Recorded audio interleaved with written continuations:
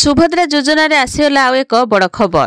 Portal ले under process देखाउथिबा Subhadra योजना हिताधिकारीक पई खुशी खबर। तेबे सेमानकर आवेदन जांच सरिले चतुर्थ पर्यायर सुभद्रा टंका दियाजिबो। केवाईसी जांच समस्या थिबारु एबे एही 5,11,000 आवेदन करिथिबा महिला को आउ एक सुजोग दियाजिबो। ओटीपी जरिया रे केवाईसी करिथिले भी बायोमेट्रिक जरिया रे केवाईसी करिबाकू पड़िबो। केवाईसी अपडेट होई नथिबारु अटकिछि सेमानकर एही आवेदन। एही सबु केवाईसी जांच परे चतुर्थ पर्याय सुभद्रा टंका दियाजिबो। कॉमन सर्विस सेंटर जनसेवा केंद्र रे केवाईसी जांच करि परिबे। एबे जाय 31,000 महिला ऑप्ट आउट होइसंती। सेमाने आउथरे अभियोग करि परिबे। सेमानकर कथा भी विचार करा जिवो। पोर्टाल जरिया रे अभियोग करिबाकू अपील करछंती उपमुख्यमंत्री। बातिल होइथिबा 2,81,000 आवेदनर 15% एबे भी जमी समस्या पई आवेदन पड़ी रहिछि।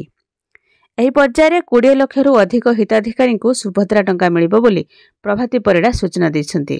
तेबे समस्त योग्य हिताधिकारी मानकू सुभद्रा योजनार सहायता पाइबा निमंते बायोमेट्रिक प्रक्रिया रे ई-केवाईसी करबाकू पड़िबो। ई-केवाईसी होई नथिबा किंबा ओटीपी माध्यम रे ई-केवाईसी होइथिबा समस्त हिताधिकारींकर विस्तृत तालिका सुभद्रा पोर्टाल रे उपलब्ध अछि। हिताधिकारी माने मध्य जिला शिशु विकास प्रकल्प अधिकारी ऑफिसर थिबा हेल्प डेस्क माध्यम रे एही तथ्य पाइ परिबे।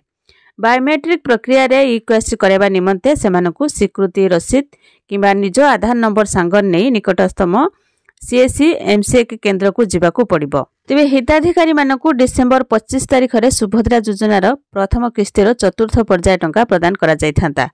तेबे आवेदन वेरिफिकेशन कार्य वर्तमान पर्यंत शेष होई नाही। डिसेंबर 30 तारिख सुधा वेरिफिकेशन काम सारिबाकू लक्ष्य रहिछि। जांच प्रक्रिया शेष हेबा परे योग्य हिताधिकारी एही योजनार लाभ पाइबे।